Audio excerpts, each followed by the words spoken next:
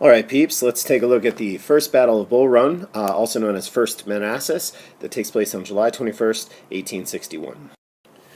Okay, let's look at the context of the battle. This happens a few months after Fort Sumter. After Fort Sumter, both the North and the South call for many troops, and many troops come. But these are not professional soldiers. These are like farmers and factory workers, so they need to learn how to fight. Also, they don't sign up for very long. They only sign up for a few months. So both the North and the South think that the battle needs to happen as soon as they can before these soldiers go home.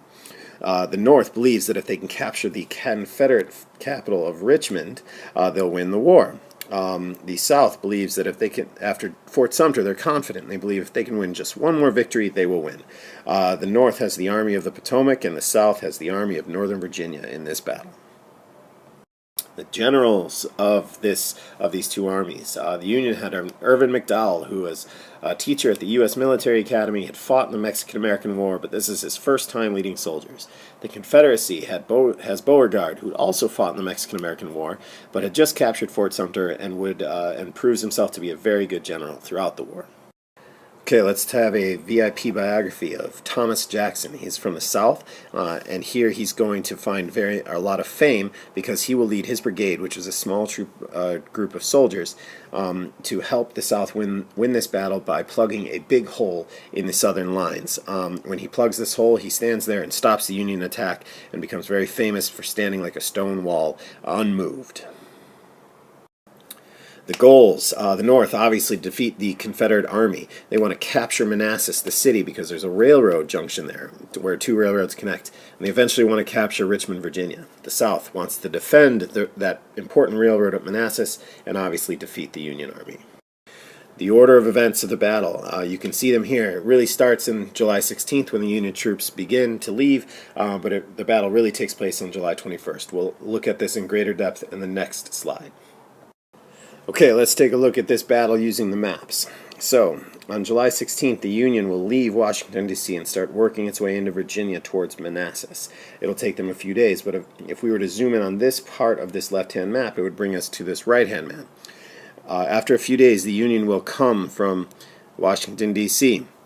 We're focused just on the right-hand map now.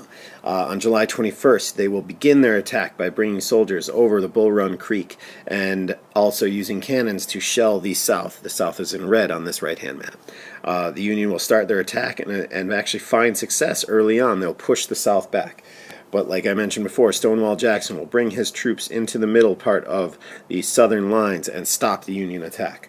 While he's doing that, Confederate reinforcements will come and arrive and smash into the right side. Remember, if the Union is facing this direction, this is their right side. The Confederate reinforcements will smash into the right side, causing the Union to retreat and run away. The Union will retreat slowly at first, but then this will become what is called a rout, when people start to become chaotic and panic, and they will run as fast as they can back to Washington, D.C. before the South can kill them.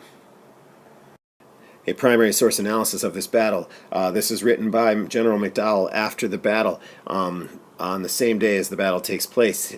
In this, he talks about how the troops have thrown away all of their stuff there without food, and they are demoralized and confused. They are chaotic. There's talk about the South attacking that night and being able to attack the Union.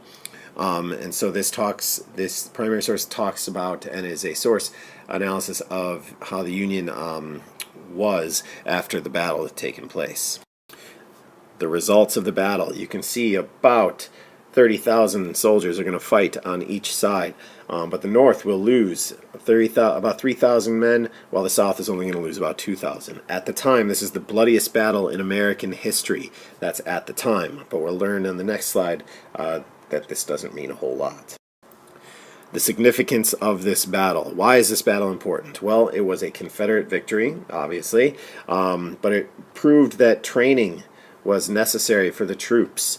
They had also proved that this war would not be over shortly. It would be longer than one battle, and it would be bloody.